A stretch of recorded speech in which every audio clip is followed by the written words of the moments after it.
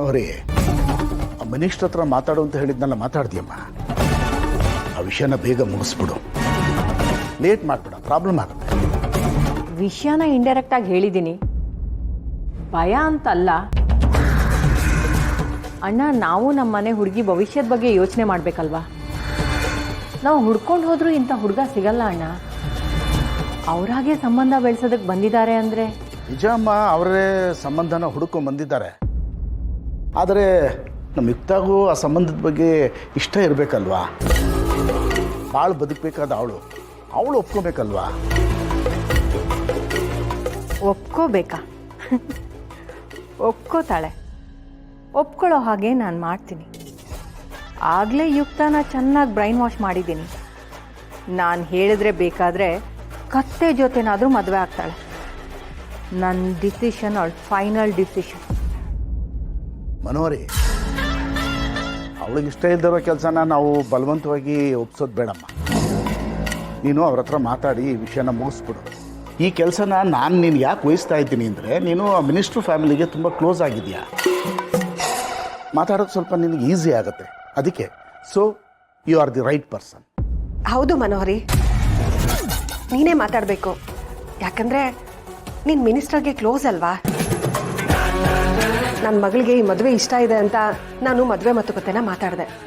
ಆದರೆ ಈಗ ಅವಳಿಗೆ ಈ ಮದುವೆಲಿ ಇಷ್ಟ ಇಲ್ಲ.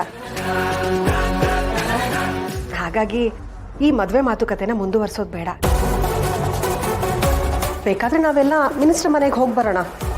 ಅಲ್ಲಿ ನಿನಗೆ ಮಾತಾಡೋಕ್ಕೆ ಕಷ್ಟ ಆದರೆ ಅವ್ರ ಹತ್ರ ನಾನೇ ಮಾತಾಡ್ತೀನಿ. ಕಷ್ಟ ಅಂತಲ್ಲ, ಮುಂದೆ ನಮ್ಮ ಮಗಳಿಗೆ ಕಷ್ಟ ಆಗಬಾರ್ದಲ್ವಾ, ಅದಕ್ಕೆ. ಮೇಡಮ್, ಆ ಮಿನಿಸ್ಟರ್ ಬಂದಿದ್ದಾರೆ. ಮಿನಿಸ್ಟ್ರು ಬರ್ತಿದ್ದಾರಾ? ಓ ಸರ್, ಬನ್ನಿ ಬನ್ನಿ ಬನ್ನಿ ಬನ್ನಿ. Welcome. I am good sir, please ಕೂತ್ಕೊಳ್ಳಿ. ಸರ್, ನಿಮ್ಮಂಥ ದೊಡ್ಡವರು ನಮ್ಮ ಮನೆಗೆ ಬರೋದು. ಅಯ್ಯೋ, ನಾವಿಬ್ಬರು ಸಂಬಂಧಿಗಳಾಗ್ತಾ ಇರುವಾಗ ಅದರಲ್ಲಿ ದೊಡ್ಡವರು ಚಿಕ್ಕವರೇನು, ನಾವೆಲ್ಲ ಒಂದೇ ಮನೆಯವರು. ಆ್ಯಕ್ಚುಲಿ ನಾವೇ ನಿಮ್ಮ ಮನೆಗೆ ಬರಬೇಕು ಅಂತ ಹೊರಟಿದ್ವಿ. ಅಷ್ಟರಲ್ಲಿ ನೀವು ಬಂದಿದ್ದು ನಮಗೆ ತುಂಬ ಸಂತೋಷ ಆಯಿತು. ನಿಮ್ಮ ಹತ್ರ ಒಂದು ಮುಖ್ಯವಾದ ವಿಷಯ ಮಾತಾಡಬೇಕಿತ್ತು. ಹೇಳಿ ಅಮ್ಮ.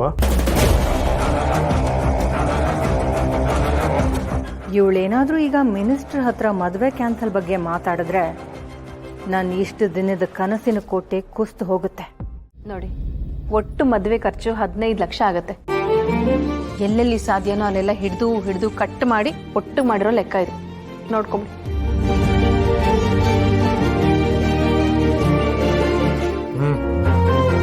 ಇಷ್ಟು ಖರ್ಚು ಆಗುತ್ತೆ ಕಣೆ, ಬೇಕಾಗತ್ತೆ.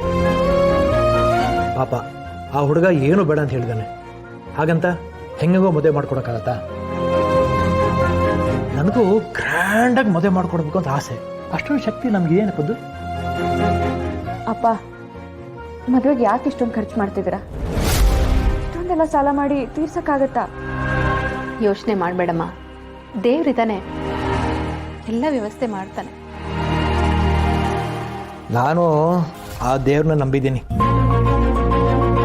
ಯಾಕೆಂದರೆ ವಯಸ್ಸಾಗ್ತಾ ಆಗ್ತಾ ಬ್ಯಾಂಕ್ನವರು ಸಾಲ ಕೊಡೋದಕ್ಕೆ ಹಿಂದೆ ಮುಂದೆ ನೋಡ್ತಾರೆ. ನೋಡೋಣ ಮುಂದೆ ಏನಾಗುತ್ತೆ ಅಂತ. ರೀ, ಶುಭ ಆಫೀಸ್ನವರು ಲೋನ್ ಕೊಡ್ತಾರಂತೆ. ಹಾಗೆ ಅವಳ ಸಂಬಳದ ಮೇಲೆ ಬ್ಯಾಂಕ್ನವರು ಸಾಲ ಕೊಡ್ತಾರಂತೆ. ನಾನು ಮಾಡಬೇಕಾಗಿರೋ ಕರ್ತವ್ಯನ ಶುಭ ಮಾಡ್ತಾ ಇದ್ದಾಳೆ. ಇನ್ನೂ ಎಷ್ಟು ಅಂತ ಅವಳ ಮೇಲೆ ಭಾರ ಹಾಕೋದು ನಾನು? ಅಪ್ಪ, ಭಾರ ಹಾಕ್ತಿರೋದು ನೀವಲ್ಲ, ನಾನು.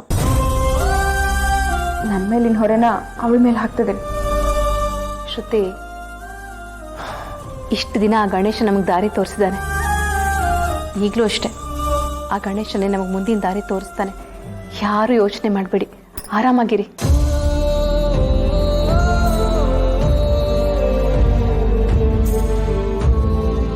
ಮನಸ್ಸು ಯಾಕೋ ಸಮಾಧಾನವಾಗೇ ಇಲ್ಲ.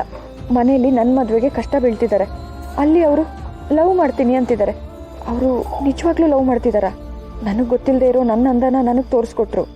ಕಷ್ಟ ಟೈಮಲ್ಲಿ ನನ್ನ ಕಾಪಾಡಿ ಧೈರ್ಯ ತುಂಬಿದ್ರು. ಇಲ್ಲ, ಅವರೇನೋ ನಿಜವಾಗ್ಲೂ ಮನಸ್ಫೂರ್ತಿಯಾಗಿ ನನ್ನ ಒಪ್ಕೊಂಡು ಪ್ರೀತಿಸ್ತಿರ್ಬೋದು. ಆದರೆ ನಾನು ಮನೆಯವ್ರಿಗೆ ಮೋಸ ಮಾಡಲ್ಲ, ಅವ್ರ ನಂಬಿಕೆಗೆ ಮೋಸ ಮಾಡಲ್ಲ. ಏನೇ ಆದರೂ ಅವ್ರ ಕಡೆ ನನ್ನ ಮನಸ್ಸು ಹೋಗೋಕೆ ನಾನು ಬಿಡಲ್ಲ. ಏನಯ್ಯ ಇದು?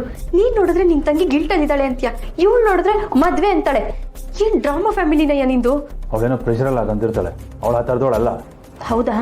ಇವಾಗ ಮಾತಾಡ್ತೀನಿ ನೋಡು ಅವಳ ಹತ್ರ.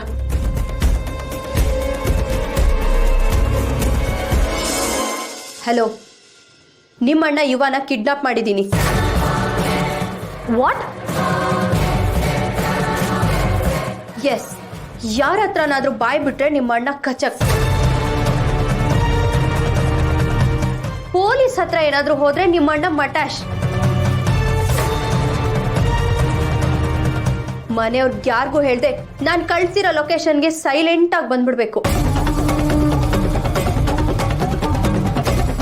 ಯಾಕಮ್ಮ, ಏನಾಯ್ತು? ಏನಿಲ್ಲಪ್ಪ. ಮನೆಯವ್ರು ಏನಾದ್ರೂ ಅಕ್ಕಪಕ್ಕ ಇದ್ರೆ ಏನು ಎಕ್ಸ್ಪ್ರೆಷನ್ ಕೊಡದೆ ಸೈಲೆಂಟ್ ಆಗಿ ಬಾ. Okay okay. Good girl. ಯಾಕಮ್ಮ, ಏನಾದರೂ ಪ್ರಾಬ್ಲಮ್ಮ? ಪೊಲೀಸ್ರಿಗೆ ಹೇಳಬೇಕಾ? ಏನಿಲ್ಲ ಅಂಕಲ್, ನನ್ನ ಫ್ರೆಂಡ್ಸ್ ಆಚೆ ಕರಿತಾ ಇದ್ರು. ಎಕ್ಸ್ಕ್ಯೂಸ್ ಮೀ, 5 minutes ಬರ್ತೀನಿ.